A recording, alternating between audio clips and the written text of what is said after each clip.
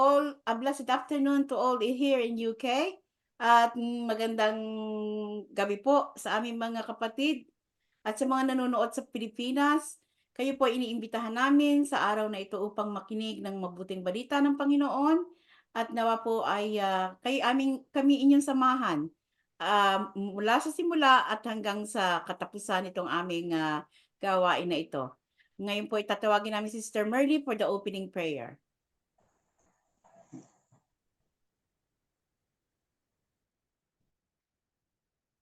Lord God, maraming salamat po at dumating na naman po ang araw ng linggo at kami nagkasama-sama na kami ay magpupuri at magpapasalamat sa inyo, Panginoon. Maraming salamat po sa tsansang ito na kami ay nagkita-kita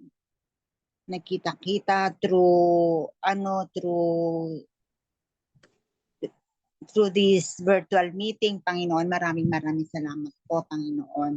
Nawa hangad ko, Panginoon, ang bawat pamilya ng mga kasapi nito ay ligtas silang lahat at biyayaan niyo po sila, Panginoon, ng iyong mapagpalang kamay, Panginoon, dahil kayo lamang po ang makakapagbigay noon para sa amin lahat. Ano man po ang aming mga pangangailangan, Panginoon, kayo po ang makakapagbigay noon. Maraming salamat po, Panginoon, sa mga nakakasama namin, ang mga subscribers, saan man sila naroroon, ang mga nakikinig. Maraming salamat po sa inyo. Patuloy niyo po kayong sumama sa amin, Panginoon, upang makarinig pa tayo ng mga katotohanan, Panginoon, sa pamamagitan ni Brother Albert. Nawa ay lagi natin siyang makakasama sa araw na ito. Panginoon, nawa, Panginoon, itong araw na ito, marami pa po kaming gustong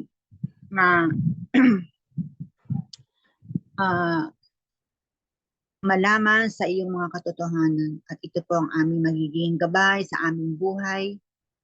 At kami ay magkaroon ng mataas na pananampalataya sa iyo, Lord God.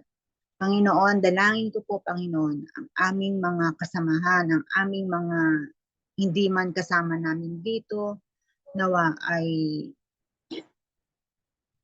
lagi niyo po silang ililigtas, Panginoon. Ang lahat po ng mga karamdaman, Panginoon, ay inyo po silang pagalingin, ang mga nahihirapan sa buhay. Dalangin ko din po ang buong mundo, Panginoon, na nawa ay pagmamahalan ang laging manguna sa aming puso, Panginoon. Maraming salamat po, Panginoon. Humingi po kami ng kapatawaran, anuman po aming naging kasalanan, Lord God. Kami po ay nagiging mahina dahil kami po ay tao lamang. Patawarin niyo po kami. Patawad po sa lahat ng aming mga pagkakasala. Nawa, Panginoon, hanggang sa matapos po nito, Panginoon, ay punong-puno ang aming puso at isipan ng iyong katotohanan. Maraming salamat po. Ito po ang aking panalangin sa banal ng iyong Espiritu. Amen.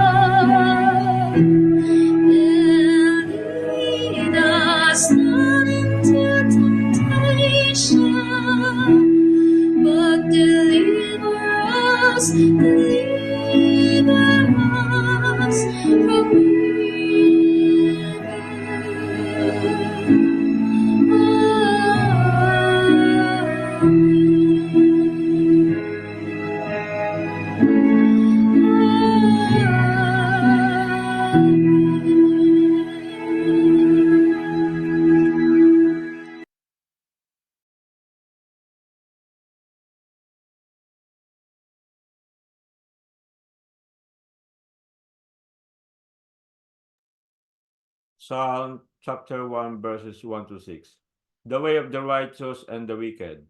Blessed is the man who walks not in the counsel of the wicked, nor stands in the way of the sinners, nor sits in the seat of scoffers. But his delight is in the law of the Lord, and on his law he meditates day and night. He is like a tree planted by streams of water, that yields its fruit in its season, and its leaf does not wither. In all that he does, he prospers. The wicked are not so, but are like chaff that the wind drives away. Therefore, the wicked will not stand in the judgment, nor sinners in the congregation of the righteous. For the Lord knows the way of the righteous, but the way of the wicked will perish. This is the word of the Lord. Thanks be to God. Mga kapatid, tayo po ay awitin po natin ang Seek Ye First.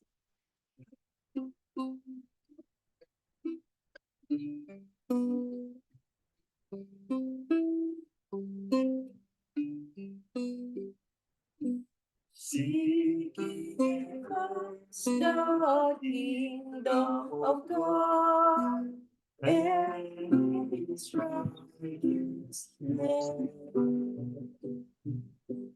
and all these things shall be added unto you. Hallelujah.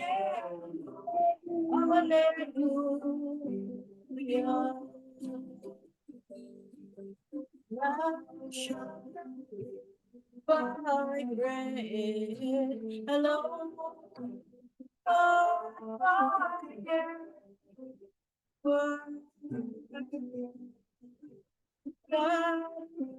sings from the mouth of God. Hallelujah.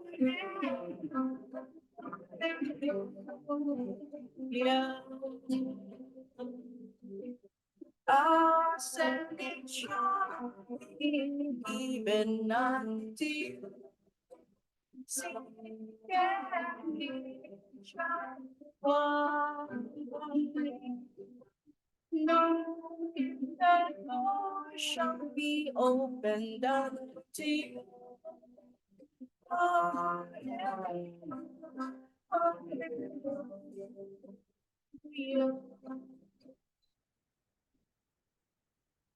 God, and ngayon po naman ay ang inspirational talk na ibabahagi sa inyo ng aking brother husband, Brother Randy.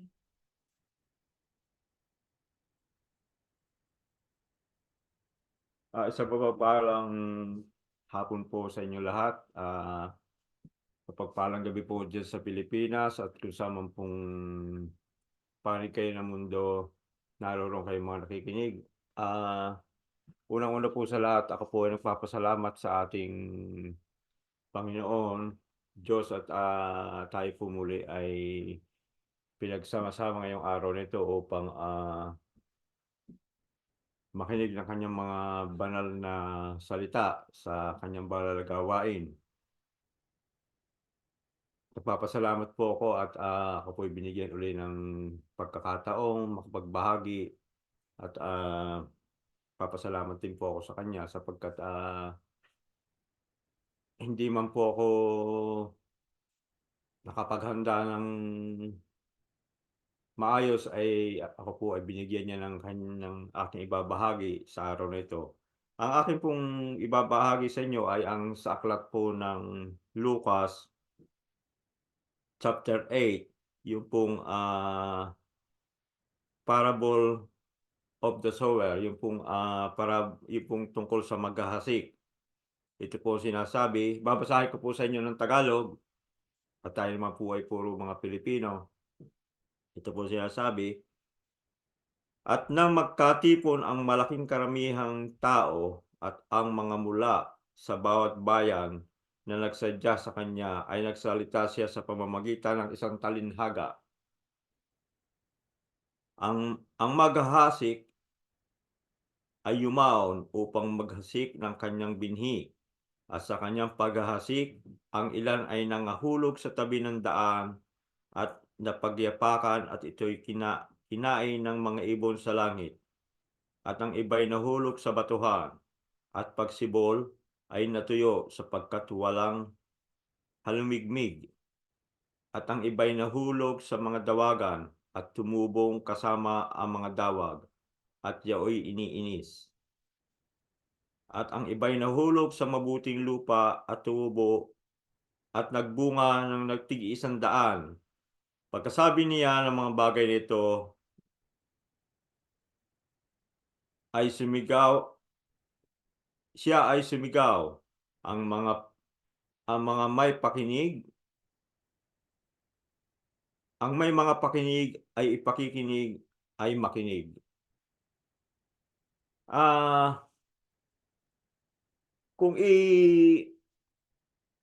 kung atin pong ibabata yung ating pananampalataya bilang tayo po ay mga tinawag ng Panginoon, dito po sa talinhagang itong binanggit ng ating Panginoong Jesucristo, sa kung atin po pagninilayan itong aklat na ito ng Lucas, ito pong aking binasa, atin pong mapapagnilayan o muni-muni sa ating sarili, sa bawat isa sa atin, kung ano po ang ating, ika nga po'y kinalalagyan o ating katatayuan sa gawain sa pakikinig ng salita ng Diyos.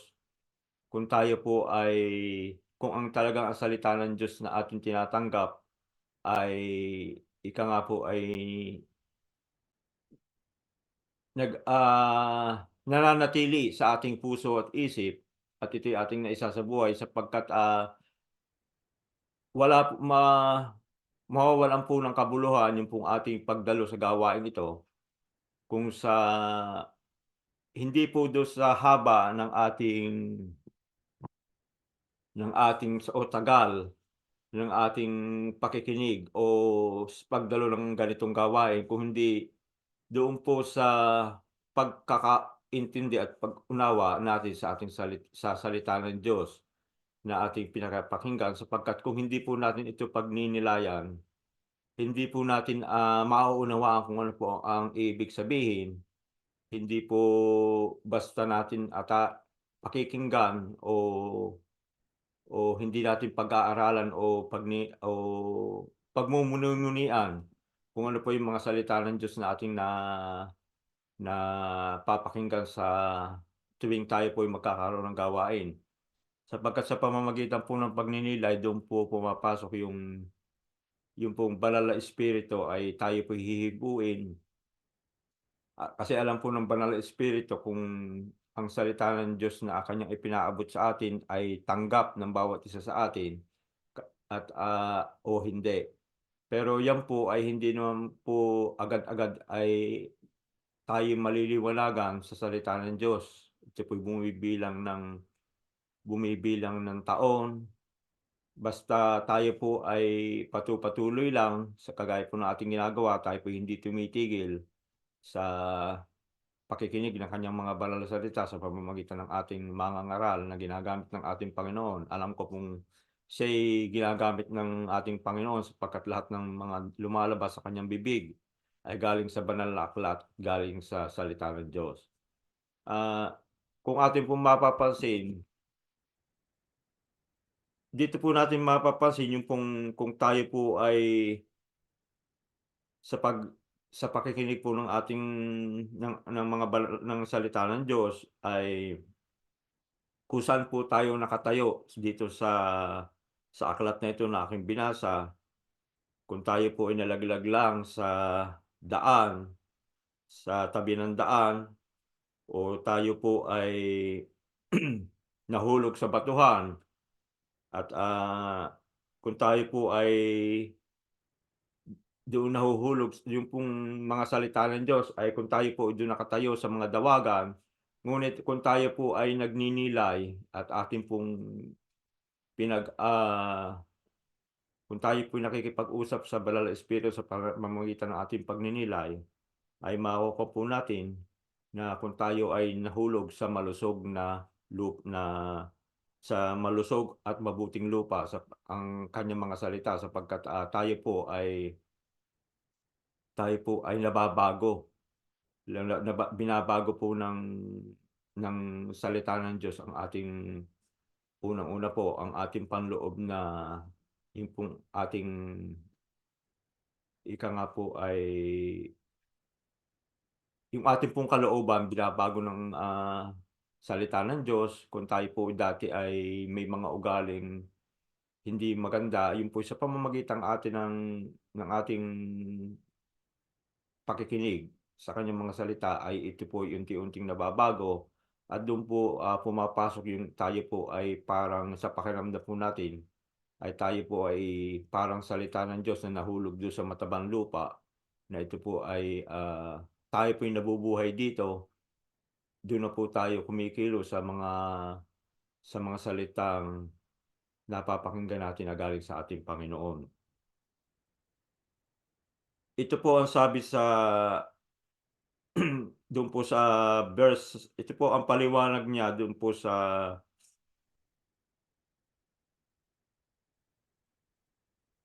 dito po din sa aklat ng Lucas.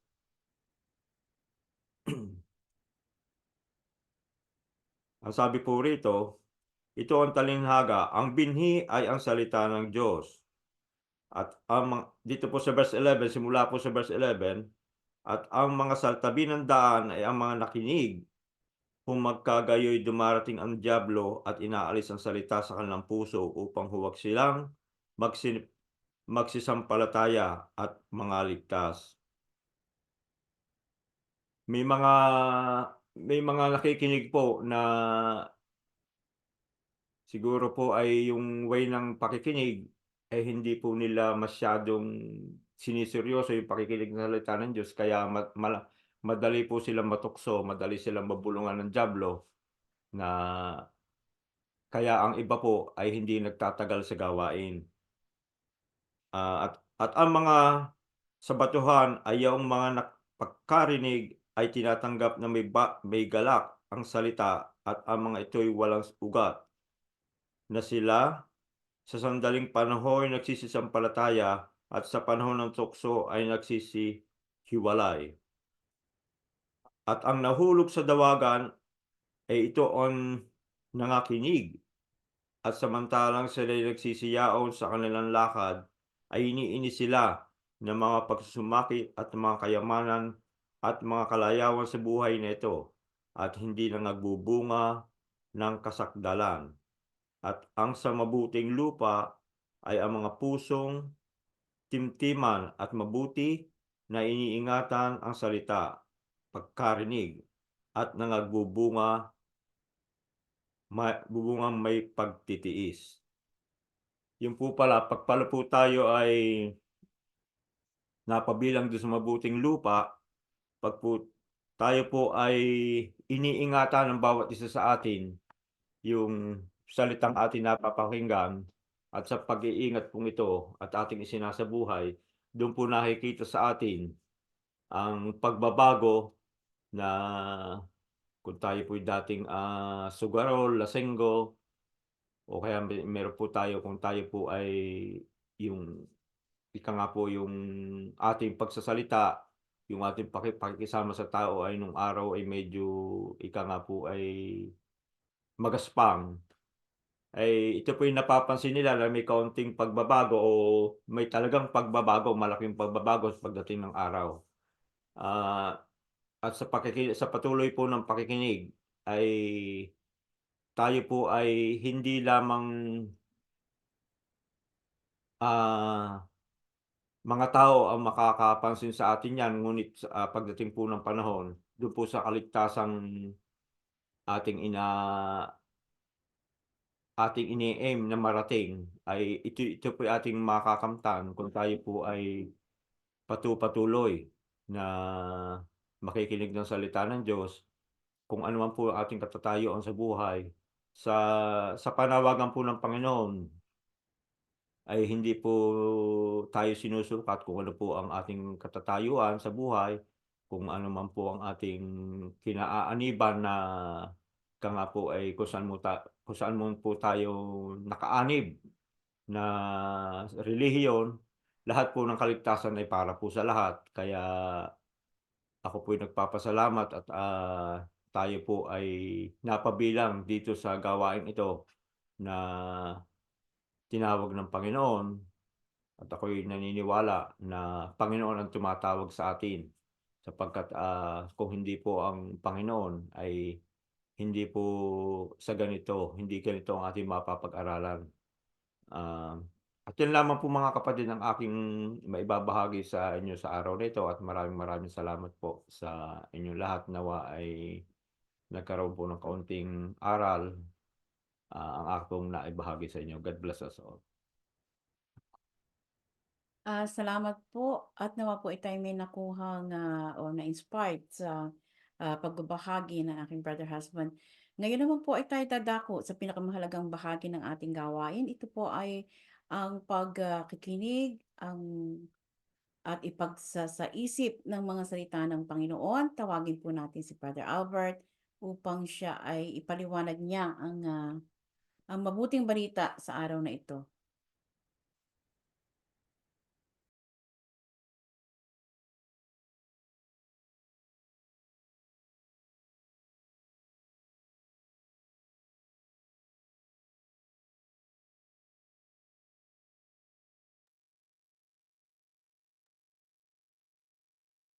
Magandang araw sa inyo mga kapatid.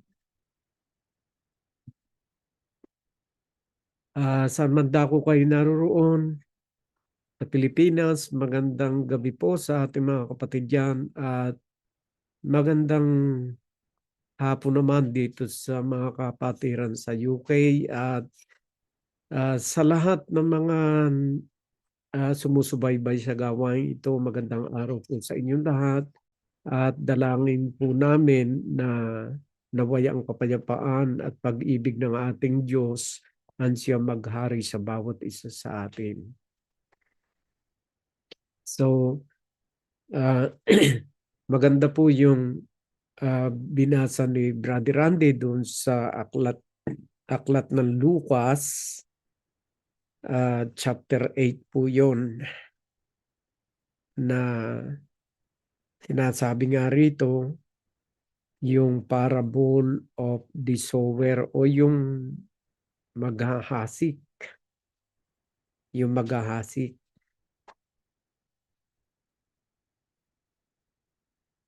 Parable of the sower. Actually po, ang parable na ito ay binanggit din sa ibang aklat. Doon sa aklat ng Mateo chapter 30 naman, from verse 1 and the following, Mark chapter 4 from verse 1 up to 20, ay binanggit po yan itong mga ibanghilistang ito, itong mga sumulat na ito ng mga apostol ng ating Panginoong Hesukristo, na sa kanila nga po ipinagkaloob ang pagkaunawa ng mga salita ng Diyos. Doon po sa aklat ng awit,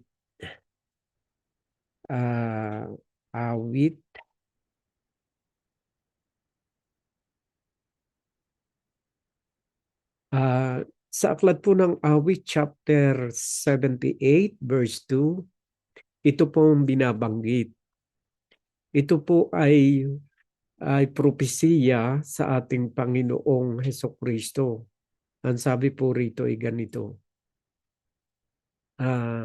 Psalm chapter 78 verse 2. Ang sabi po rito, I will open my mouth in parable. I will utter dark saying from old. So talaga pong nakatalaga sa ating Panginoong Hesukristo na siya po ay magsalita ng mga parabola. Ay ano po ba yung parabola? Ang parabola po ayon sa diksyonaryo ay a simple story used to illustrate a moral or spiritual lesson as told by Jesus in the gospel. So makikita po natin dito na ito pala ay isang payak na kwento na upang ilarawan yung tunay na kahulugan o maglarawan ng mga bagay na tungkol sa moral at tungkol sa espiritual. So, makikita po natin dito na nagbibigay ang ating Panginoon Jesucristo ng mga halimbawa na sa isang paraang maiintindihan ng mga tao. Naghahalimbawa siya doon sa mga nawawalang sinsing o nawawalan tupa, mga parabolang kwento po yan na kung saan ay ang mga tao'y mabubuksan o mabubuksan ng isipan sa talagang nais ng ating Panginoong Jesucristo na iparating sa bawat isa sa kanila. So doon po sa istorya ng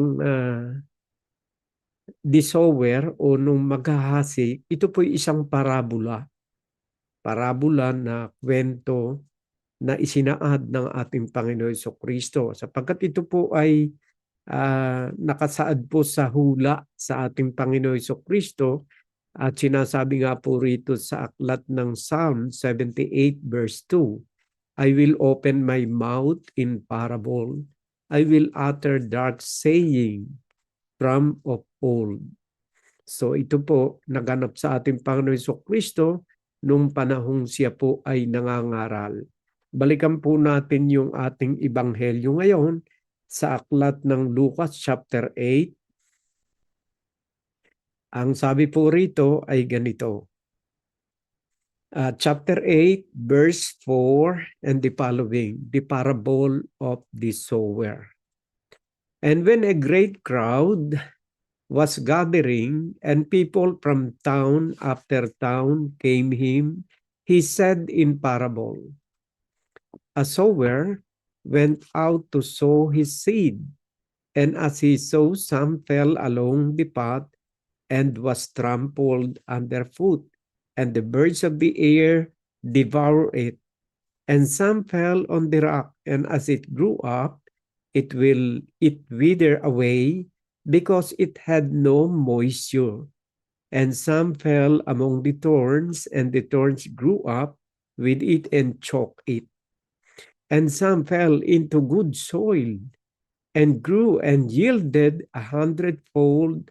As he said these things, he called out, he who has ears to hear, let him hear. So binanggit po niya rito, he who has ears to hear, let him hear. So may pakinig ay makinig. Sapagkat dito po sa parabolang ito po sinasabi niya sa maraming tao. Kasama na rin yung kanyang mga apostoles at ang kanyang mga alagad. Ito po isang parabola na kanyang sinabi publicly, maraming bukod sa kanyang alagad, binanggit niya ito sa karamihan ng mga tao. Pero bakit po siya nagsalita ng parabola sa harapan ng mga tao at kasama na rin yung kanyang mga apostoles? Meron po kasing dahilan kung bakit siya nagsalita ng parabola. Ito po, kung itutuloy natin, ang sabi po rito sa verse 9, and when his disciple asked him, what this parable mean? So noong wala na sila sa karamihan, nagtanong yung kanyang mga apostoles kung anong kahulugan ng parabolang iyon kasi talagang hindi nga maiintindihan eh. Sinagot sila ng ating Panginoon Jesucristo at ang sabi, he said, to you it has been given to know the secret of the kingdom of God, but for others they are in parables, so that seeing they may not see, and hearing they may not understand. So yung po pala ang dahilan kaya hindi maintindihan ng mga tao yung parabola. Hindi maintindihan ng mga tao. Pero ang good news dito, sinabi niya sa kanyang mga alagad, to you, it has been given to know. So, ang Panginoong Jesucristo pala, pagka nangangaral sa harapan ng maraming tao, kasama ng kanyang mga apostoles, ay hindi maintindihan ng marami kasi nga nagsasalita siya ng parabola. Doon ko dadalhin kayo sa aklat ng Mateo, chapter 13, from verse 11. Chapter 13, verse 11, para mas mahaba ang paliwanag ng ating Panginoon Jesucristo sa aklat ng Mateo, chapter 13, verse 11. And he answered, simulan ko muna sa 10. Then the disciples came and said to him, "Why do you speak to them in parables?" Ayan.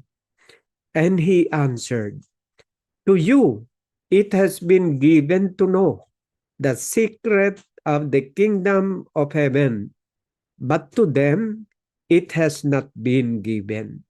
So, yung palang parabolan na ikinukwento ng ating Panginoon Jesucristo sa karamihan ng mga tao, kasama na rin ang kanyang mga apostol, ay talagang hindi maiintindihan yung parabolang yun ng mga pangkaraniwang taong nakinig sa kanya. Pero ang sabi niya sa kanyang mga alagad, nung sila na lamang ang magkakasama, "To you it has been given to know." So, ang Panginoong Jesucristo pala, pagkatapos na magsalita ng parabola, at pag sila na lamang, siya at ang kanyang mga apostoles na lang magkakasama, ini-explain pala naman niya sa kanyang mga apostoles kung ano ang kahulugan ng parabola na kanyang ikinuwento.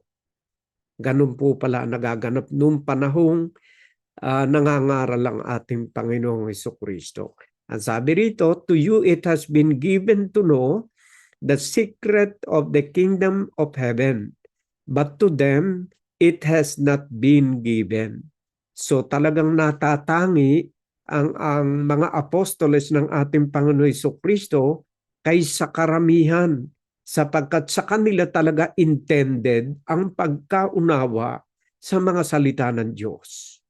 So, sa ating pong kapanahunan, mga kapatid, may iniwang salita ang mga apostoles.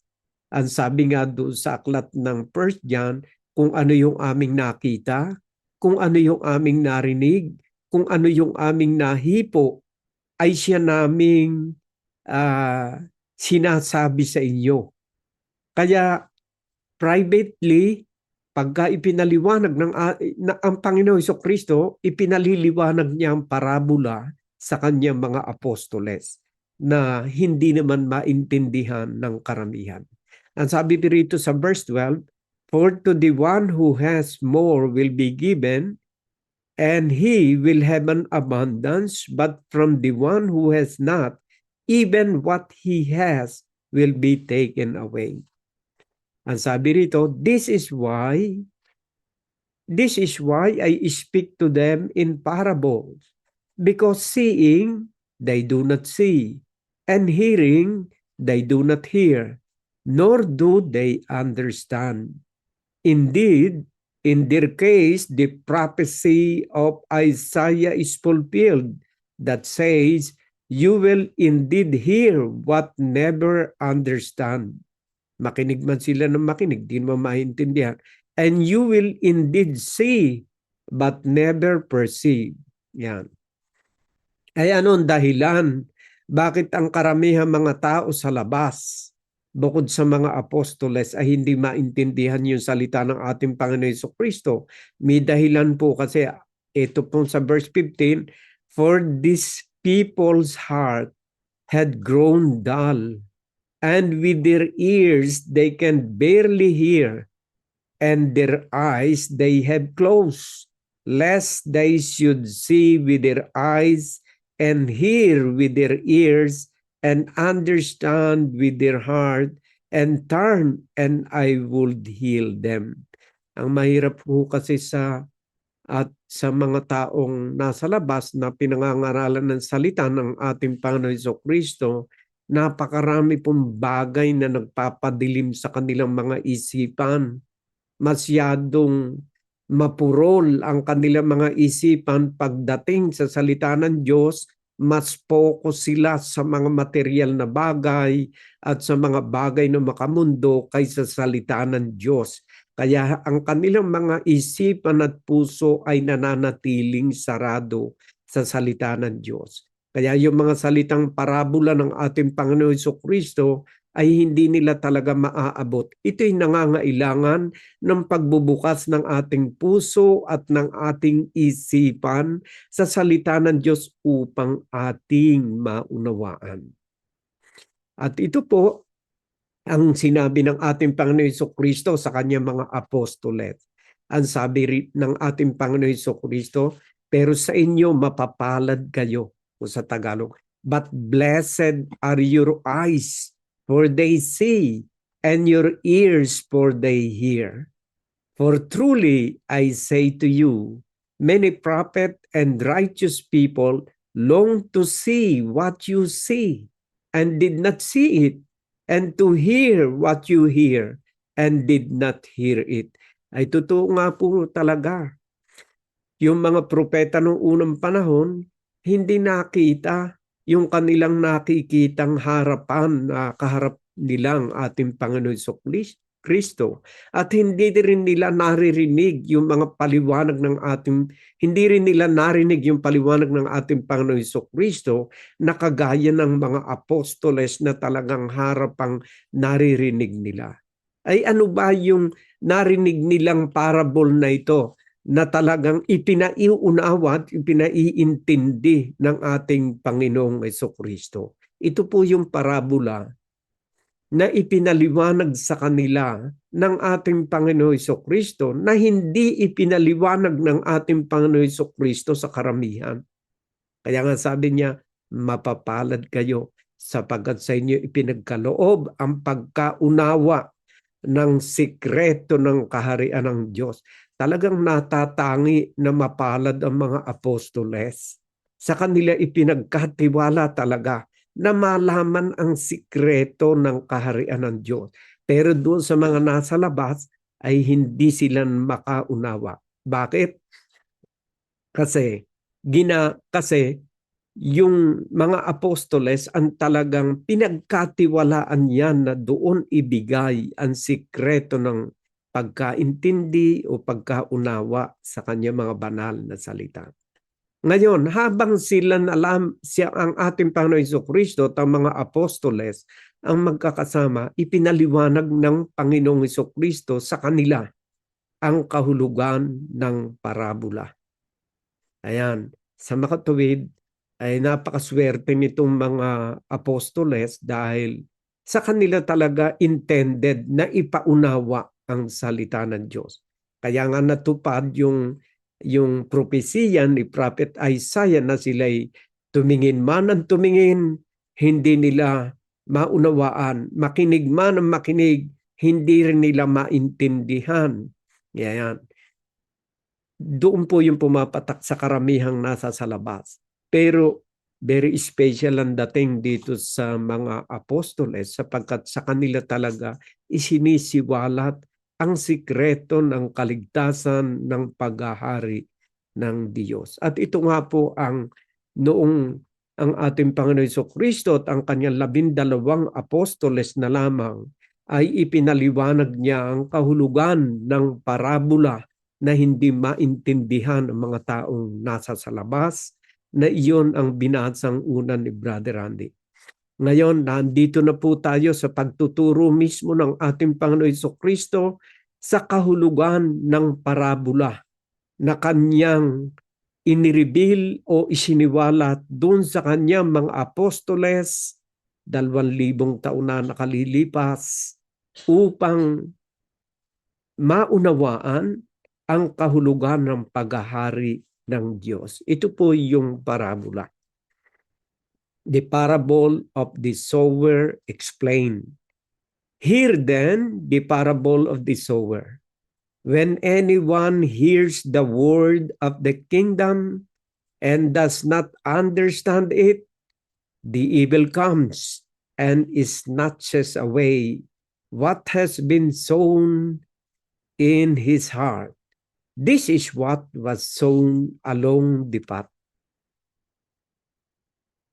Alam po ninyo, pagka ang parable ay sinabi, pagkatapos yung nakikinig naman ay hindi makaunawa o hindi maintindihan yung parabola, dumarating daw ang masama at kinukuha yung salita na ihinihatsik sa kanilang puso. Ito raw ang kahulugan nito, yung lupa sa tabing daan. So yung po palang iba't ibang klase ng lupa na binanggit dito, kumakatawan sa tao na nakikinig o nakarinig ng salita ng Diyos. So yung lupa, tao po palang ibig sabihin noon. Merong lupa na kumakatawan doon sa lupa sa tabing daan. Ayan. Na nung ipangaral ng ating Panginoon Jesucristo ang mga salita ng Diyos, hindi nila maintindihan. Sinasamantala ng diablo, kapag hindi natin maintindihan ang kanyang mga salita, darating kaagad siya, aagawin yung salita, nawawalan na ng kabuluhan, at hindi tumatalab doon sa yung butil na yun, hindi tumatalab doon sa lupa. Bakit? Nasa tabi ng daan ay matigas yung lupa, hindi bumaon yung seed ng sower. Kaya ito po yung klase ng mga tao na matigas ang puso, masyado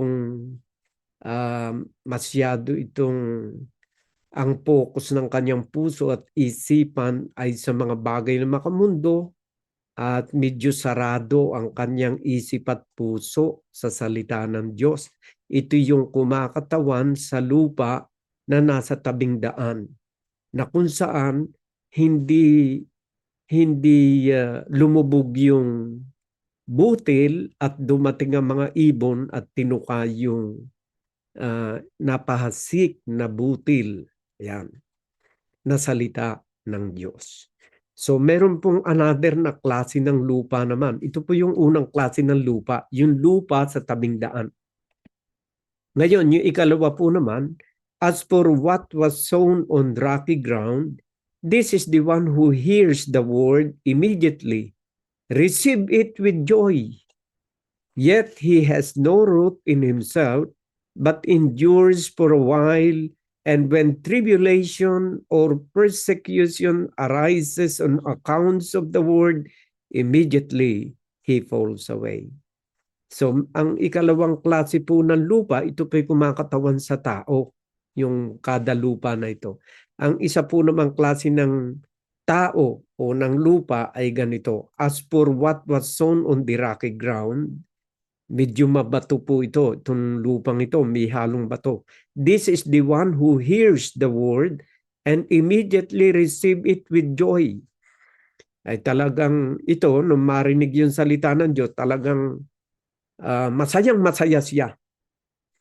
Pero, paglipas ng kaunting panahon, yet he has no root in himself, but endures for a while.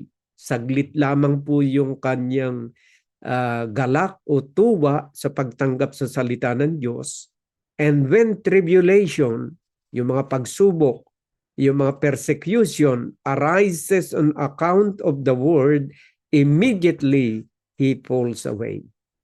So ito po yung klase ng lupa na may kahalong bato, na kung saan tumubo ng kaunti, medyo tumubo ng kaunti ang butil, ngunit dahil sa mabato nga, hindi naman maaring kaunti lang ang lupa, mas marami ang bato, hindi na natiling buhay yung butil na yon at namatay din dahil inihahambing po naman ang lupang ito na mabato sa mga noong tanggapin yung salita ng Diyos ay saglit lamang, pero nung dumating na mga tribulation, yung mga temptation, yung mga pagsubok, yung mga persecution arises on account of the word, immediately he falls away. pagka po, ibig sabihin mabuhay ang paniniwala o ang tanggap ng lupang ito sa salita ng Diyos na inihambing nga puro sa mabatong lupa na kung saan hindi lumabas man ang ugat pero matutuyo rin kasi mas lamang ang bato kaysa sa lupa. Kaya inihahambing yung mabatong ito doon sa mga tao na tumanggap ng salita ng Diyos na pagkatapos na dumaan din doon sa mga persecution, tribulation, yung mga pagsubok sa buhay, bumibigay din kaagad at nawawalan ng kabuluhan yung salita ng Diyos na nahasik sa kanilang puso. Namamatay din yung butil na salita ng Diyos na nahasik sa kanilang puso. Ang ibig sabihin, walang sapat na sustansya ang butil upang manatiling buhay. Sa ating buhay, kung lagi na lamang ang mga persecution at mga temptation, iba't ibang uri ng mga pagsubok na dumarating sa atin ng focus ng ating atensyon, at yan lagi nakapokus ang ating atensyon sa mga nararamdaman natin sa katawan o sa mga material na bagay, hindi po nagtatagal yung salita ng Diyos sa ating puso at sa ating isipan.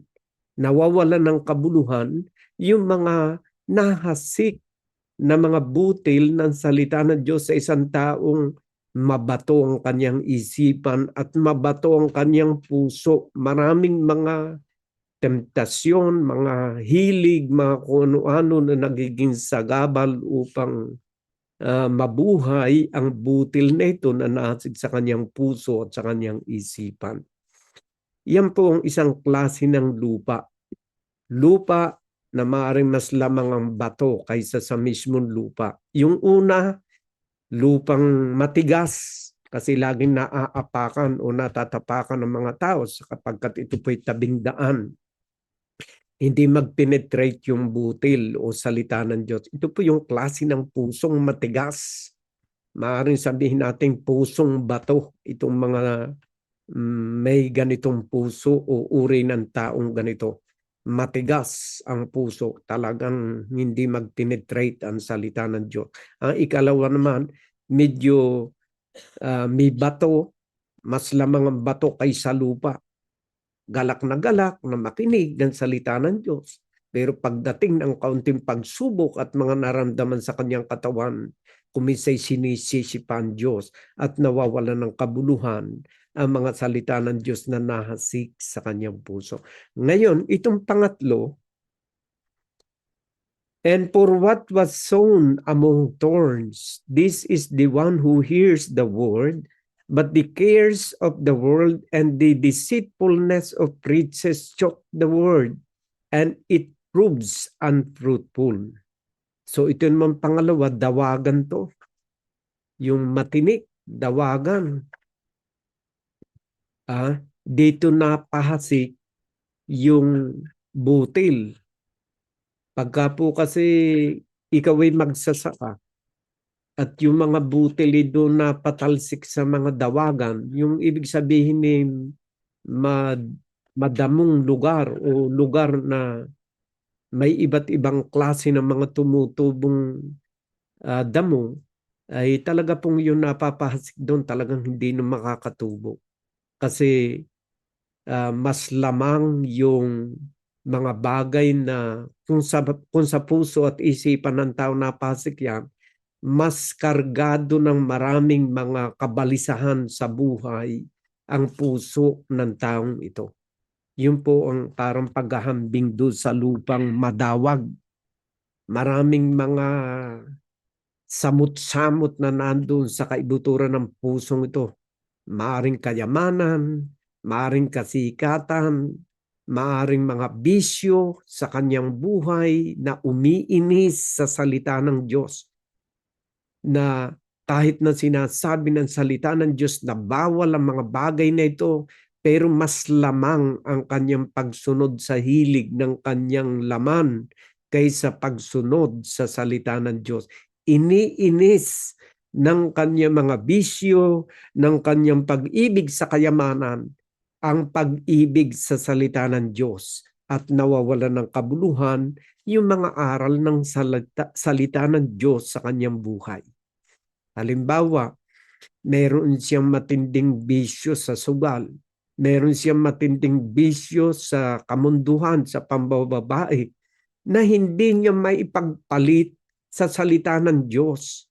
Hindi niya maiwan yung kanyang kinakasama para lamang masunod ang salita ng Diyos. Hindi na makakasibol o makakatubo ang butil ng salita ng Diyos sa kanyang puso, sapagkat punong-puno ng dawag ng pambababae, punong-puno ng dawag ng pagsusugal, na hindi niya kayang hiwalayan ng pagsusugal, hindi niya kayang hiwalayan ng kanyang pagdodroga, hindi niya kayang hiwalayan ng iba't ibang uri ng bisyo, hindi na makakatubo ang salita ng Diyos.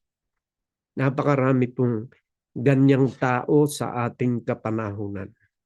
Ngayon, merong una, ikalawa, ito po'y pangatlo, yung madawag na uri ng lupa.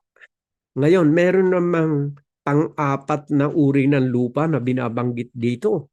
Ang sabi po rito, as for what was sown on good soil, this is the one who hears the word and understand it. He indeed bears fruit and yields in one case 100-fold, in another 60, and in another 30. Ay, ito po yung napakagandang klase ng lupa. Sa apat na klase ng lupang ito po ang naiiba. Ito yung klase ng lupa na talagang napakataba. Na dito ay talagang sumibol, namunga ng 60, namunga ng tig-100 ang butil na nahasik sa klase ng lupang ito. Ay, anong klaseng lupa ito? Bakit ito nagkaganito na dito sa kanila napatanim at namunga ito ng napakaraming mga bunga? Ito po kasing klase ng lupang ito yung laging kasama ni Jesus. Ito po yung klase na hindi humihiwalay kay Jesus. Ito po yung mga apostoles. Kaya nga sabi niya, blessed are you, because for you has been given the secret of the kingdom of God. Ang katangian po ng mga apostoles na ito, ang katangian ng klase ng lupang ito, hindi po sila humihiwalay kay Jesus. Sila'y kasama ni Jesus. Sila'y laging tumatanggap ng aral ni Jesus.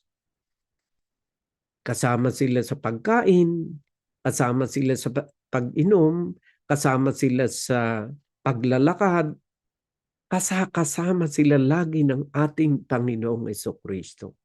At bunga nito, lahat ng nahasik na butil sa klase ng lupang ito ay naging mabunga at tumubo ng mayabong. Sa ating buhay mga kapatid, sa ating kapanahunan, yung aral natin noong nakakaraan, ibigin mo ang Panginoon Diyos ng buong isip, ng buong puso, ng buong kaluluwa. Ano ibig sabihin nito? Ang iyong puso ang dapat na maging laman ay Diyos. Ano ibig sabihin na ibigin ng buong isip? Dapat ang laging laman ng isipan mo ay Diyos. Hindi ka na dapat na mahiwalay sa Diyos kagaya ng mga apostoles nung kanyang kapanahunan. Sila ay laging kasama ni Jesus, babad sila sa salita ng Diyos at lahat ng mga salita ng Diyos na napasig sa kanilang isipan at puso ay namunga at tumubo at lumaganap ang Kristyanismo sa buong sanlibutan. At sa ating kapanahunan, we are equally blessed, my dear brothers and sisters. Tayo rin maaaring mabless din, my dear brothers and sisters.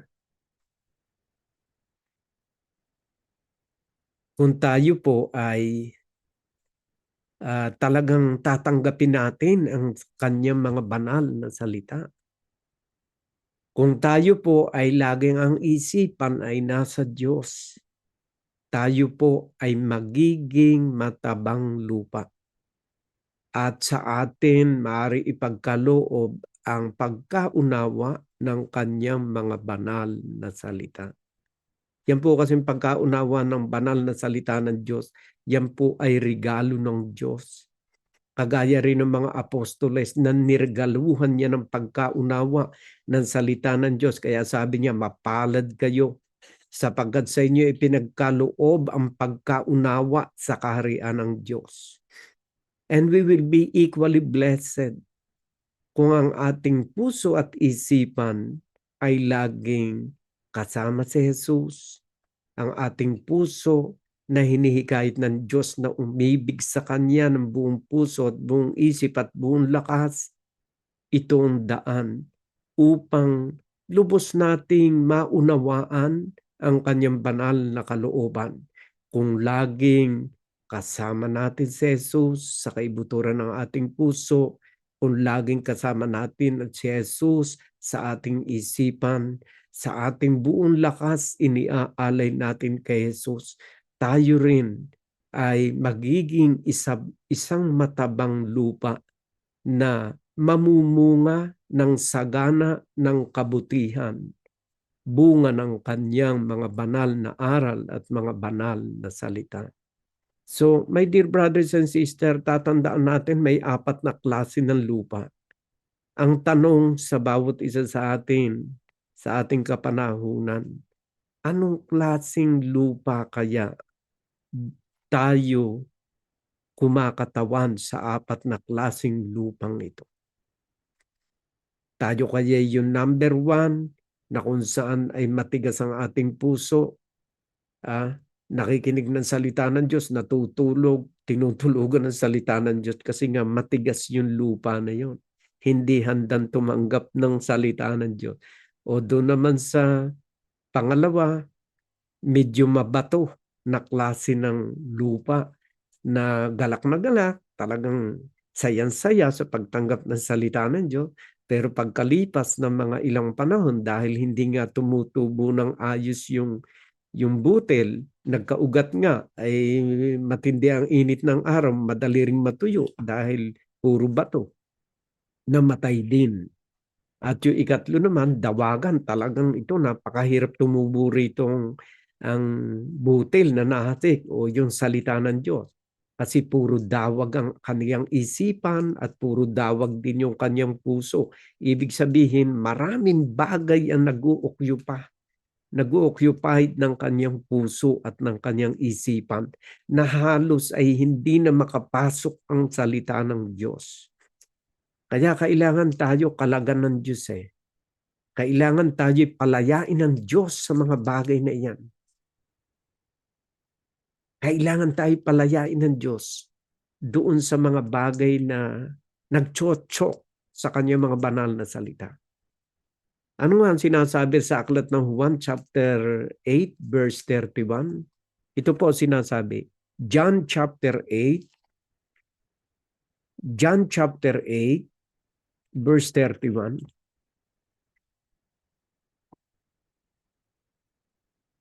At sabi po rito, John chapter 8 verse 31 and 32, to the Jews who believe him, Jesus said, if you hold to my teaching, you are really my disciple. Then you will know the truth, and the truth will set you free. So kailangan po tayo talagang, kung ang ating katayuan ay yung lupa na madawag, kailangan talaga palayain muna tayo sa mga dawag na ito. At ang dawag na magpapalaya sa atin ay yun ding kanyang mga banal na salita sa pamamagitan ng ating pananampalataya kay Jesus. So kailangan talagang tayo ay yung dawag na ito, wala rin naman makapag-alis dito kundi salita ng Diyos. Ito rin na makapaglilinis sa bawat isa sa atin. Walang ibang makakapaglinis sa kaibuturan ng ating puso kundi ang kanyang mga banal na salita.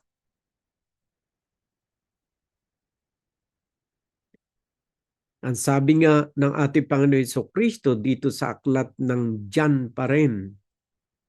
Aklat ng John chapter 15 verse 3, ang sabi po rito ay ganito.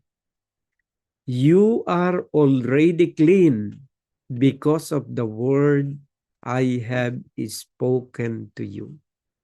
Pagdating po sa pangkaluluwa at pang-espiritual na katayuan ng isang tao, ng pagkatao ng isang tao, wala pong makapaglilinis niyan, kundi ang salita ng Diyos. Kaya yung kalooban at kaibuturan ng ating puso, ang salita ng Diyos ang makapaglilinis nito.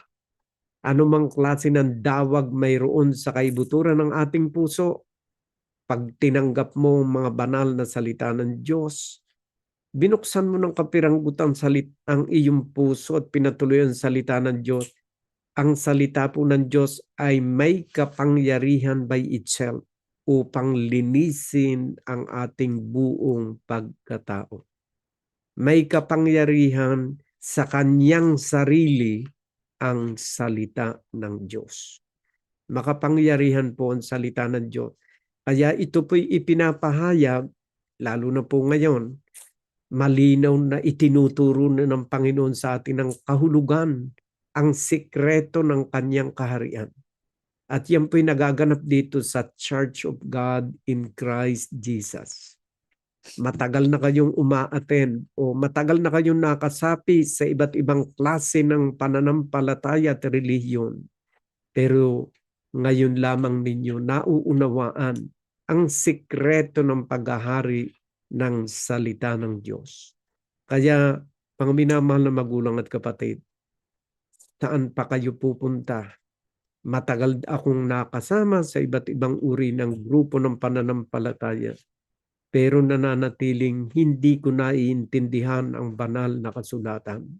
Pero sa pagkakataong ito, dahil sa kanyang banal na grasya at kanyang banal na awa, unti-unti nagkakaroon ng liwanag sa bawat isa sa atin ang kahulugan ng kanyang mga banal na salita. Unti-unti tayong ginagawa ng Diyos na isang matabang lupa upang sa takdang panahon ang mga butil na napasik sa kaibuturan ng ating puso ay mamunga ng kabutihan, mamunga ng sagana, maranasan, maramdaman, makita at mahipo ng mga taong nakapaligid sa atin na tunay ang salita ng Diyos ay buhay. At ang salitang ito ng Diyos na buhay ay nakatanim sa isang klase ng lupang mataba.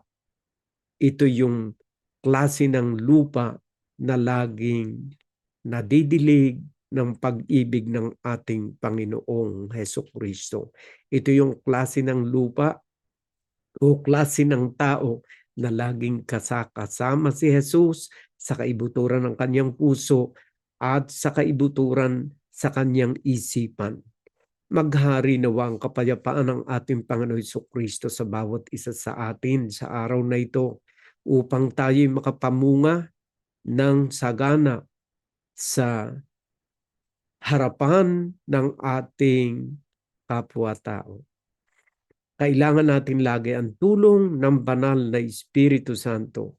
At kung tunay na ang banal na Espiritu Santo ay talagang tinanggap natin at nasa sa ating kaibuturan ng puso, dapat makita ang mga katangiang ito, my dear brothers and sisters.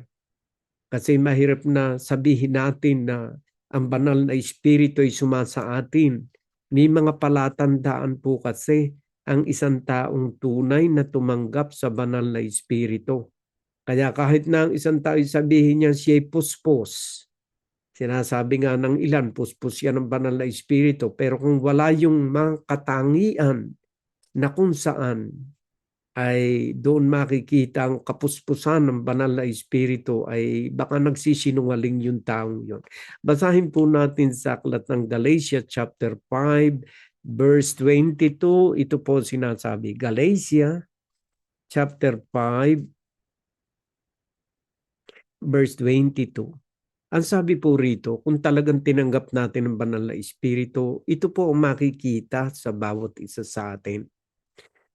But the fruit of the Spirit is, number 1 po, na bunga ng banal na Espiritu, kung talagang kayo po ay tumanggap ng banal na Espiritu. Alam po naman ninyo, ang tinatawag ditong Espiritu ay walang iba kundi salita ng Diyos. Kung talagang tunay na tinatanggap natin, yung Espiritu, yung banal na Espiritu, ang dapat pong unang-unang makita sa atin na ito.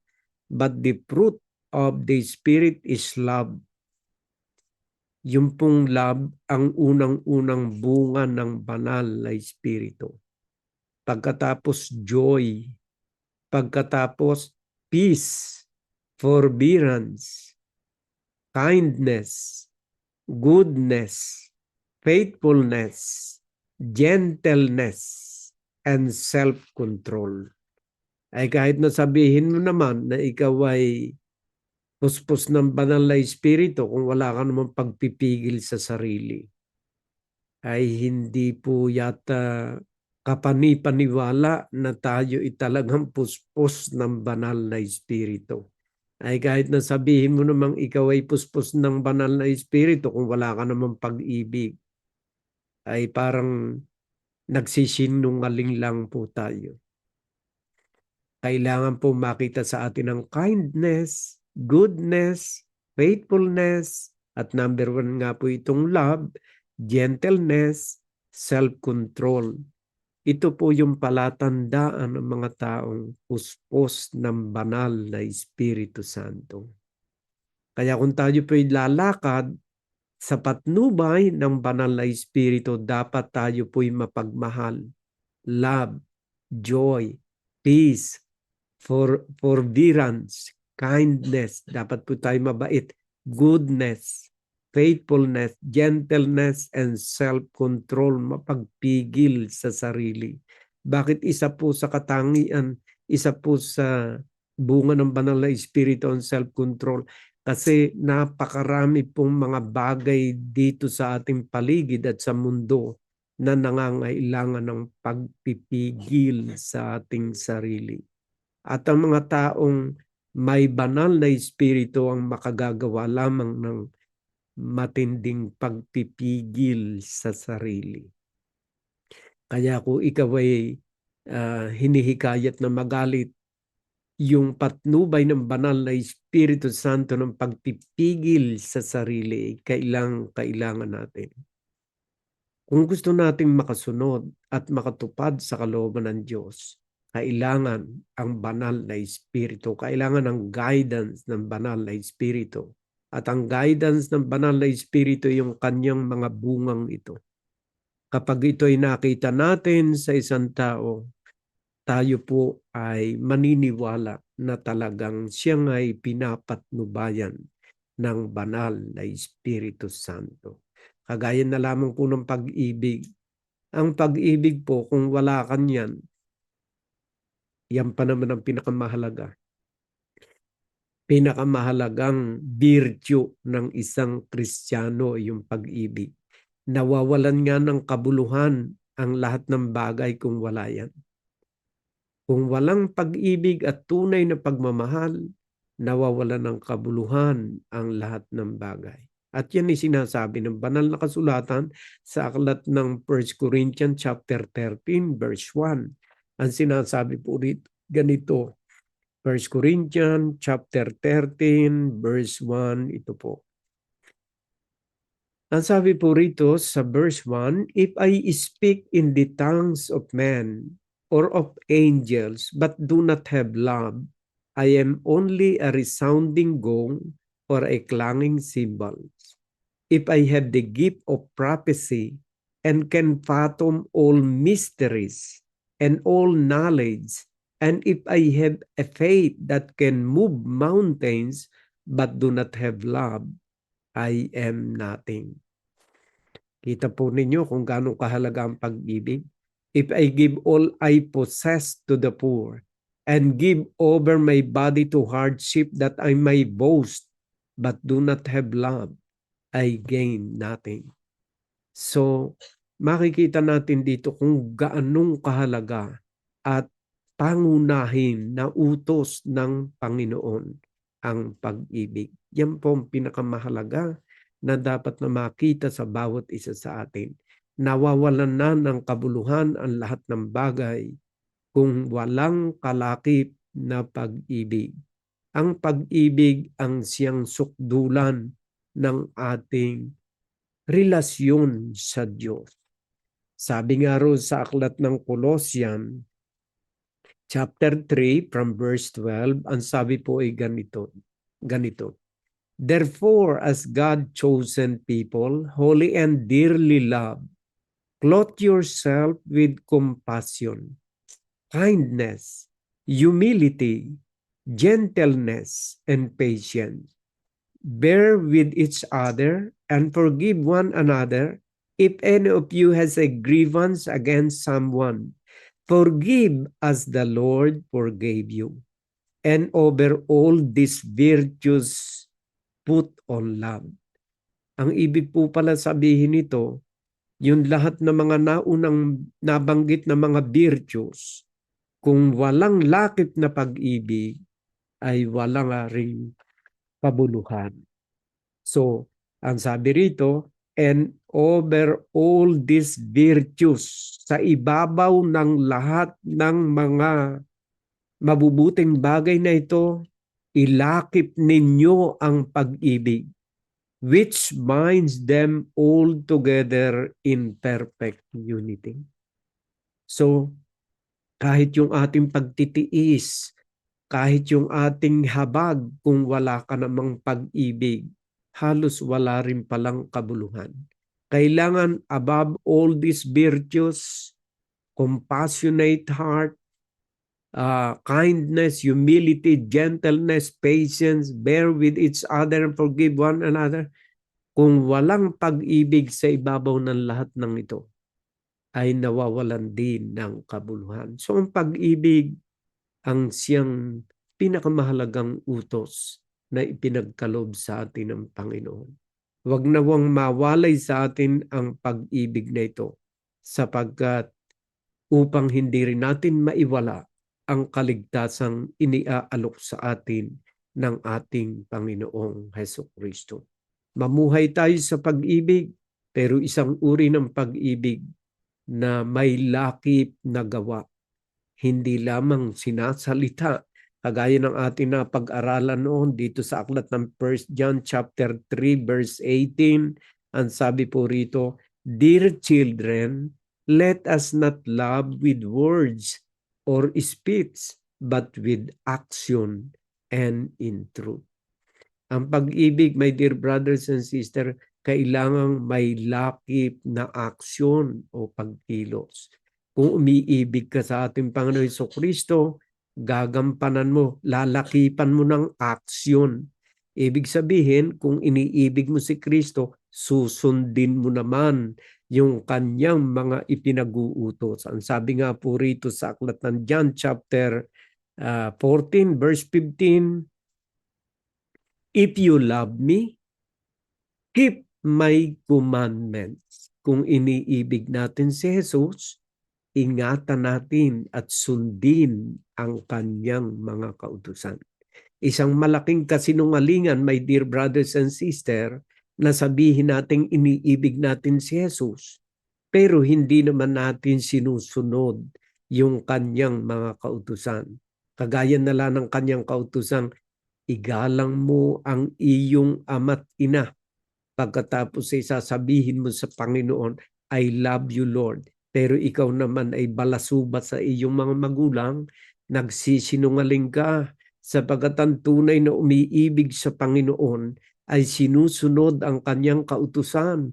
At ang isa sa kautusan ng Diyos, maging tapat ka sa iyong asawa, igalang mo ang iyong ama't ina. Mga amo, maging tapat kayo sa inyong mga amo rito sa lupang pinaglilingkuran. Yan po yung mga nakasulat sa Biblia. At kung tayo po'y tumutupad ng lahat ng mga bagay na yan, iyan po'y isang palatandaan din ng pag-ibig sa Diyos na siyang nag-utos ng mga kautosang ito sa bawat isa sa atin. Sabi mo, iniibig mo ang Diyos at ang Panginoon. Lumuluhod ka naman sa mga ribulto at sa mga bagay na ipinagbabawal ng Diyos. Isa pong malaking kasinungalingan yan, my dear brothers and sisters. Ang tunay na sumasampalataya at umiibig sa Diyos ay sinusunod ang kanyang mga kautusan. Sabi ng Panginoon, huwag kayong magdasal ng paulit-ulit sapagkat ang Diyos na may hindi bingi. Sa isang iniisip mo pa nga lang, ayon sa aklat ng Mateo 6:7, alam na niya ang iyong hihilingin. Para paulit-ulitin mo pa ang iyong pagdarasal, yan po'y pagsalungat sa kanyang banal na kautusan. Sana po kung ano yung sinasabi ni Kristo ang ating tuparin at ating sundin. Ito po ang palatandaan ng tunay na umiibig sa Kanya. Ang paglabag sa Kanyang mga kautusan ay pagpapakilalang hindi mo tunay na iniibig si Jesus. Ang pag-ibig ay pagsunod sa Kanyang kalooban.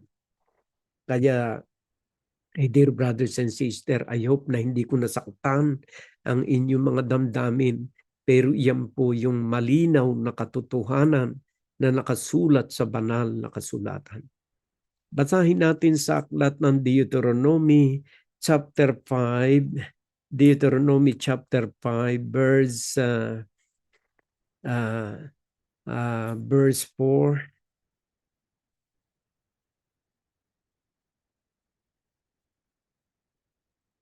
Verse 7, ang sabi po rito, you shall have no other gods before me. You shall not make for yourself an image in the form of anything in heaven, above or on the earth beneath, or in the waters below. You shall not bow down to them or worship them, for I, the Lord your God, I'm a jealous God, punishing the children for the sin of the parents to the third and fourth generation of those who hate me. Kapag ka po ginawa ninyo mga bagay na ito'y palatandaan na you hate God, itinatakwil mo ang Diyos. Kaya kung talagang mahal mo ang Diyos, dapat sundin natin ang kanyang banal na kalooban. Layuan natin ang mga bagay na kanyang ipinagbabawal.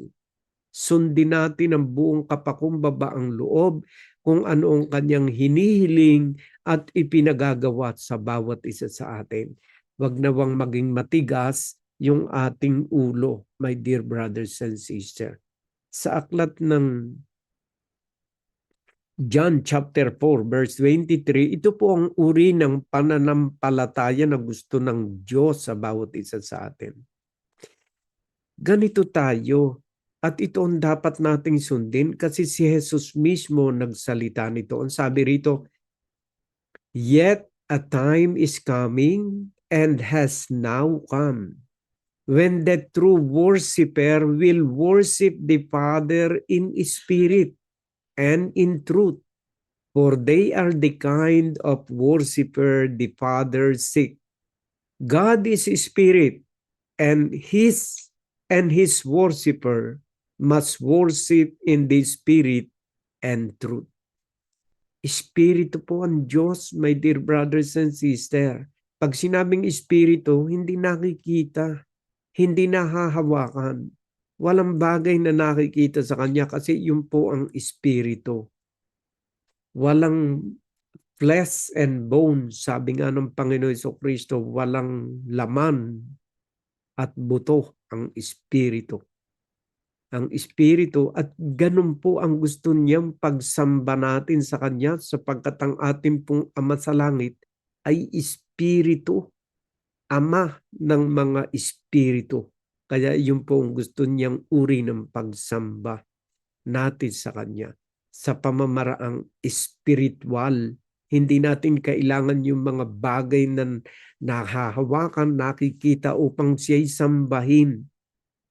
Alam niya at nakikita niya ang bawat isa sa atin kapag tayo'y tunay na sumasamba sa Diyos. Naway tayo maging masunurin kung ano ang nakasulat sa banal na kasulatan. Sapagkat ang salita ng Diyos ay pinaka dalisay na salita. Sabi nga sa Biblia, dalisay na salita ang salita ng Diyos. Pag sinabing dalisay, walang halo, purong-puro ang salita ng Diyos. At kung ito'y purong-puro, ito ang dapat na panghawakan ng bawat isa sa atin. Basahin ko nga kung paano kadalisay ang salita ng Diyos. Dito po sa aklat ng Salmo, chapter 12, verse 6, ito po sinasabi.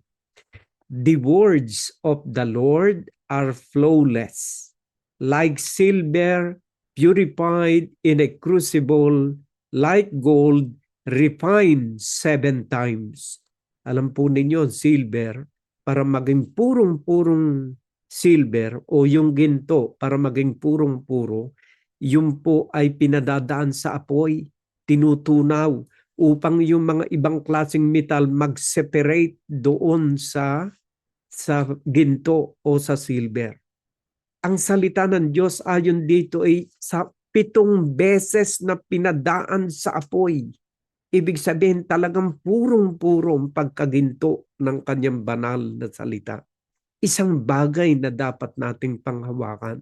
Isang bagay na dapat nating maging guide sa ating buhay sapagkat purong-puro, siguradong-sigurado, tiyak na patungo ka sa buhay na walang hanggan.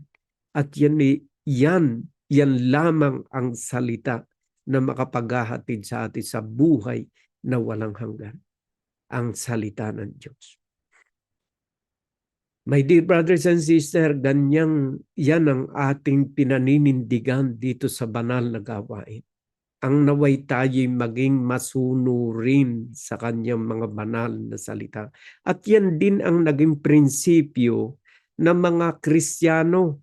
Kaya nga po naliliwanagan nila ang salita ng Diyos, naiintindihan nila dahil sa kanilang pagtanggap dito at pagsunod sa kalooban ng ating Panginoon Jesucristo, malinaw sa kanilang bawat salita ng Diyos. At sabi nga, doon sa aklat ng Kawikaan, chapter 8, verse 8 and 9, ito po sinasabi, nagiging malinaw ang salita ng Diyos kapag ating sinusunod. At sabi po rito, all the words of my mouth are just. None of them is crooked or perverse. To the discerning, all of them are right.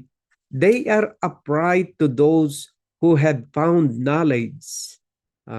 Kung sa English Standard Version, ito po ang sinasabi, all the words of my mouth are righteous. There is nothing twisted or crooked in them. They are all straight to him who understand and right to those who find knowledge. Ay doon sa mga nakakaunawa talagang masasabi na talagang ang salita ng Diyos ay righteous. There is nothing twisted or crooked in them. Para sabihin mo na nung makinig ka ng salita ng Diyos lalong sumama ang buhay mo, isang malaking kasinungalingan. Sapagkat sa salita ng Diyos nakasulat, igalang mo ang iyong ama't ina. Ibigin mo pati ang iyong kaaway. Paano magiging masama ang takbo ng iyong buhay? Paano mo pararatangan ng Diyos na ang salita ng Diyos ay nagmi-mislead ng iyong buhay? Isang salita ng Diyos na nagsasabing maging tapat ka sa iyong asawa.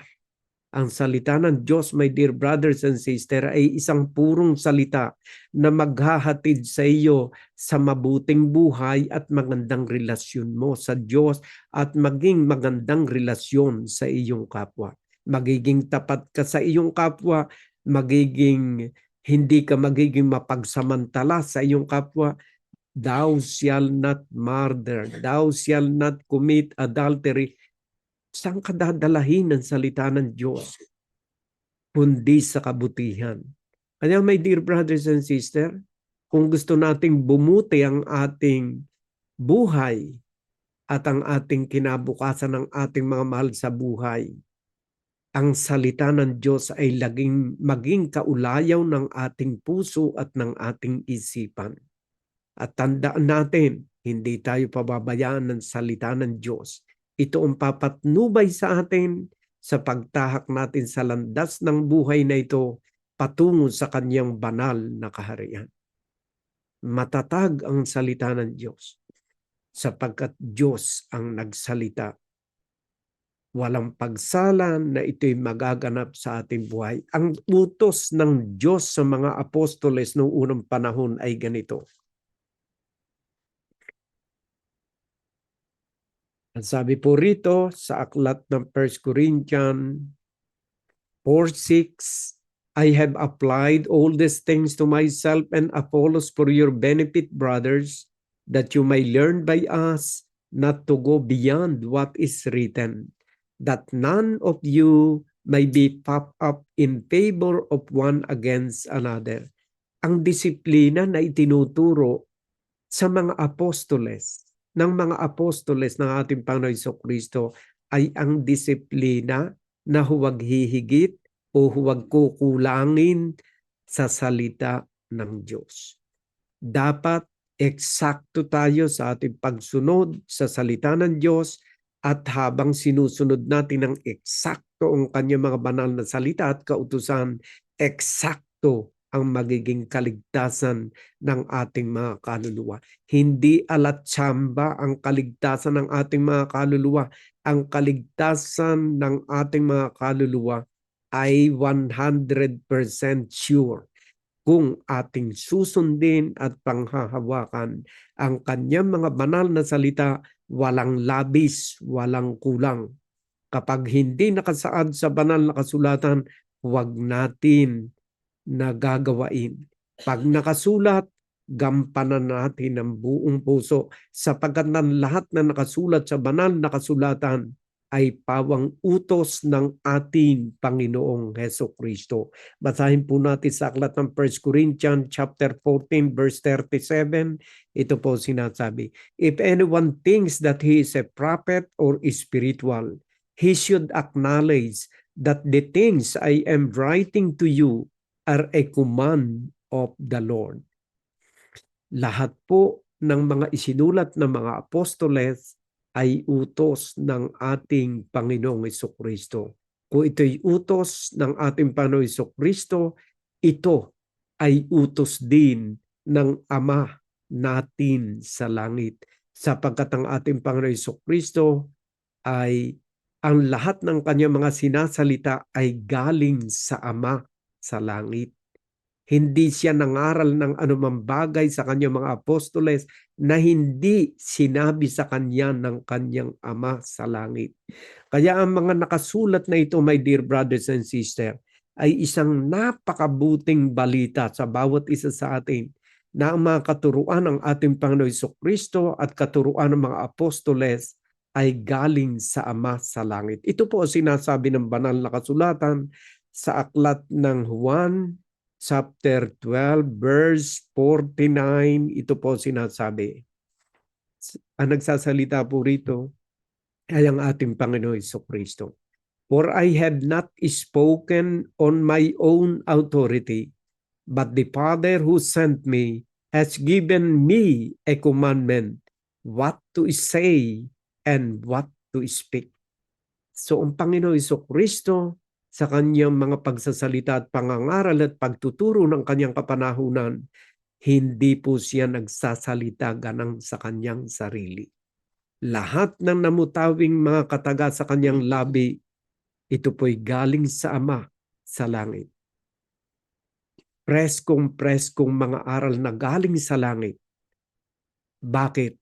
Upang tayo po'y maging tiyak na makabahagi sa langit ng ating Ama, makapangyarihan sa lahat. Huwag nating pag-aalinlanganan ng salita ng Diyos sapagkat ang salita po ng Diyos ay hindi salita ng tao. Ito po'y salita mismo ng ating Ama na ipinagkaloob niya sa kanyang bugtong na anak upang ituro at iaral sa kanyang mga apostoles at naging tungkulin naman ng mga apostoles na isulat ang lahat ng mga ipinag-utos at iniaral sa kanila ng ating Panginoon Jesucristo upang makarating sa ating kapanahunan at ito'y maging bahagi at daan ng ating kaligtasan sa araw-araw ng ating buhay. Maging matyaga tayo sa ating pakikinig ng kanyang banal na salita.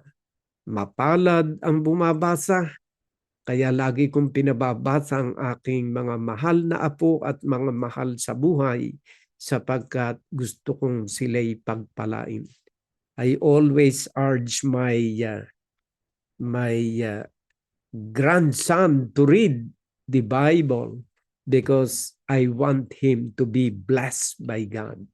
Blessed is the one who read aloud the words of this prophecy, and blessed are those who hear and who keep what is written in it, for the time is near. So the one who read and the one who hear and the people after reading and hearing keep what is written in it will be blessed by God. So they are all equally blessed. The same with you, my dear brothers and sisters. Nagtiyaga kayong makinig at ako naman nagtiyagang magbasa. Tayong lahat ay pagpapalain ng makapangyarihang Diyos.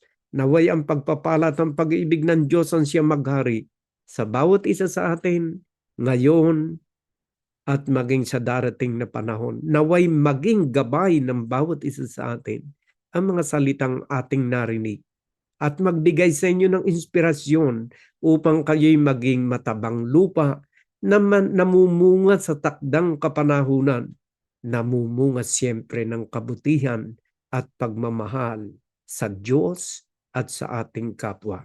Amen.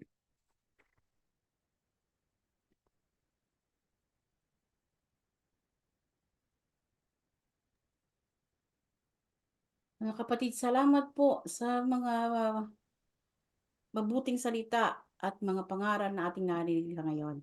Talaga pang totoo po na ang kapangyarihan ng pagmamahal at ang kapangyarihan ng banal na salita ang gagabay sa ating lahat.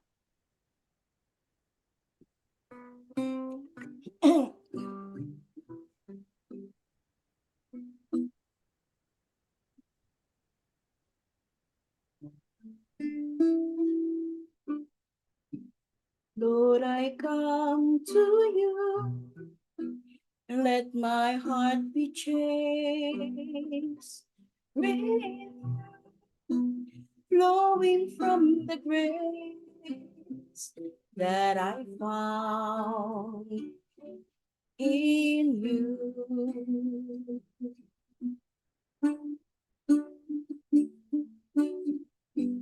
Lord, I come to know the weaknesses I see will be swept away by the power of your love.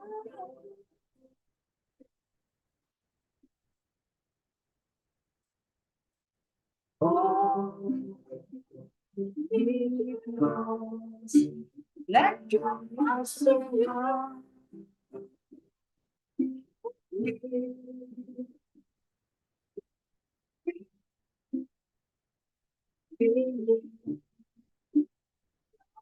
to your side.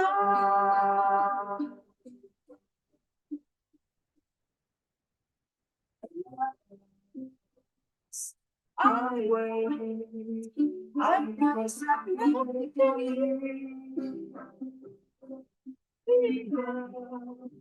I will so you. Your spirit leads me on by the power of your love.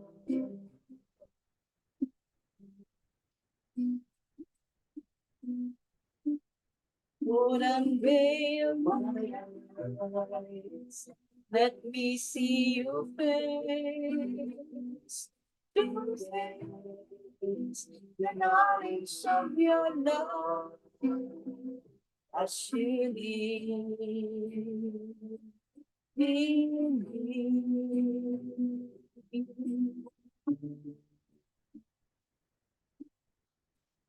imploring you, my mind, as you will unfold in my life, living every day. By the power of your love.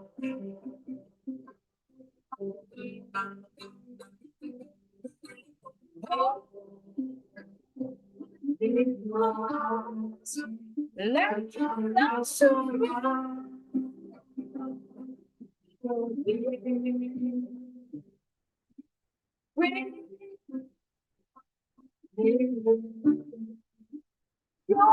Take your side.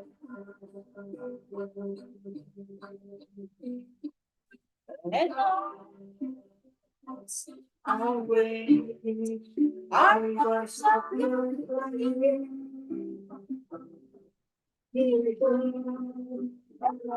so with you. Your spirit be in the power of your love.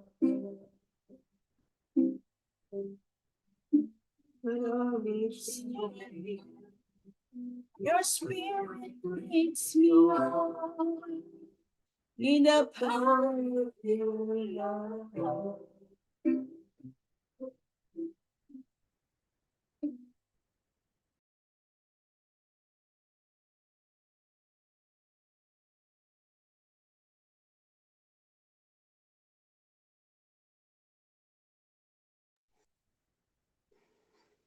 Lord God, nagpapasalamat po ako, Panginoon, sa araw na ito na muli na naman po naming nagampanan, Panginoon, ang aming tungkulin, Panginoon, upang makinig ng inyong mga banal na salita, Panginoon. Maraming salamat po, Panginoon, sa buong isang linggo na pagbibigay ninyo sa amin ng good health, Panginoon, sa pagproteksyon ninyo sa amin, Panginoon. Maraming salamat po, Lord, at hinihiling ko po, Panginoon, ang palaging lakas ng pangangatawan namin, Panginoon, itong mga kapatid ko dito sa Church of God in Christ Jesus, Panginoon. At naway, mas marami pa kaming maakay, Panginoon, na mga kaluluwa na makinig ng inyong mga banal na salita, Panginoon. Nagpapasalamat po kami, Panginoon, sa aming narinig na inyong mga banal na salita, Panginoon, sa pamamagitan ni Brother Albert, Panginoon. Maraming salamat po, Lord, sa paggamit ninyo sa kanya, Panginoon, para maibahagi niya sa amin, Panginoon, ang inyong mga banal na salita.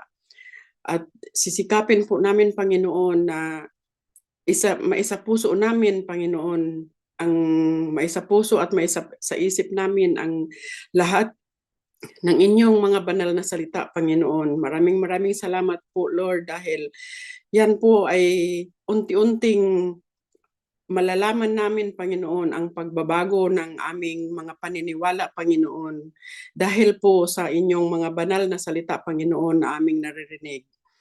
Hinihiling ko po, Panginoon, ang aming mga kaligtasan, Panginoon, ang lahat ng pamilya namin, Panginoon. Hinihiling ko po, Lord, na nasa mabuting kalagayan, Panginoon, ang mga pamilya namin, Lord, ang mga kapatid namin, Panginoon, sa Pilipinas, at sa lahat po ng mga nakikinig, Panginoon, sa kung saang mga bansa man, Panginoon, ang lahat ng mga nakikinig ng inyong mga banal na salita.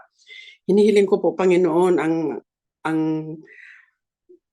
malusog na pangangatawan namin, Panginoon, at naway bigyan mo pa po kami, Panginoon, ng mahabang buhay para po magampanan namin, Panginoon, ang aming mga banal na salita, Panginoon.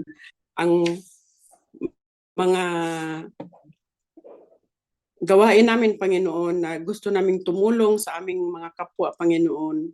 Hinihiling ko po, Lord, ang lahat ng mga may sakit sa oras na ito, Panginoon, naway pagalingin niyo po, Lord, ang lahat ng mga nagsasuffer sa mga kalamidad lahat, Panginoon, ang mga nagugutom, Panginoon, gabayan niyo po sila lahat, Panginoon. Lord, pati na po ang aming mga pamilya, Panginoon, lalo na po, Lord, ang aking pamilya sa Pilipinas, Panginoon. Hinihilong ko po sa inyo, inaabot ko po sa inyo, Panginoon, na naway gabayan niyo po silang lahat, Panginoon, at Naway isang araw, Panginoon, iniluluhod ko po sa inyo, Panginoon, at taos puso po akong nakikiusap, Panginoon, na naway isang araw makakasama ko silang lahat dito, Panginoon, sa Church of God in Christ Jesus. Makakasama ko silang makinig ng inyong mga banal na salita, Panginoon. Lalo na, Panginoon, ang aking asawa, Panginoon, naway maliwanagan ang kanyang pag-iisip, Panginoon. Maintindihan niya, Panginoon, ang aking tinatahak na ito, Panginoon. Tulungan mo po ako, Panginoon, na maintindihan niya, Lord, at naway isang araw makakasama ko siya na makinig ng inyong mga banal na salita para po maintindihan niya ang lahat, Panginoon. Maraming salamat po, Lord. Alam ko po, Lord, na darating ang araw na yan. Ako po'y maghihintay, Panginoon. Maraming salamat po, Lord, at itinataas ko po sa inyo ang lahat ng aking mga client, Panginoon, naway bigyan niyo sila, Panginoon, ng malusog na pangangatawan at mahabang buhay, Panginoon. At maraming salamat po, Lord, sa lahat ng mga blessings, Panginoon, na aming natatanggap sa araw-araw, Panginoon. Maraming salamat po sa lahat ng mga nakikinig dito sa mga kapatid ko na nakikinig dito sa Church of God in Christ Jesus. Nagpapasalamat po kami, Panginoon. Hindi po kami nagsasawang magpasalamat sa inyo, Panginoon, dahil sa inyong kabutihan, Panginoon. Maraming salamat po. In Jesus' mighty name I pray. Amen. Hello. Ay. That's you. That's you. Is it? Yeah. Thank Okay. the Lord. Okay. Who's the other person? Come before you today. And there's just one thing that I want to say. Thank you, Lord. Thank you, Lord. For all you give to me. For all the blessings that I cannot see. Thank you, Lord. Thank you, Lord. With a grateful heart, with a song of praise, with an outreach song, I bless your name. Thank you, Lord. I just want to thank you, Lord. You, Lord. I just want to thank you, Lord. Thank you, Lord. For your good done in my life. You took my darkness and gave me your light. Thank you, Lord. Thank you, Lord. You took my sin and my shame. You took my darkness and healed my pain. Thank you, Lord. Thank you, Lord. With a grateful heart, with a song of praise, with an outreach song, I will bless your name. Thank you, Lord. I just want to thank you, Lord. You, Lord. I just want to thank you, Lord. Thank you, Lord. Salamat po mga kapatid, and to all who join and hear the word of God. Let's be the light and salt to other brothers and sisters, and let's spread peace and love. God bless you all. See you next week. Bye.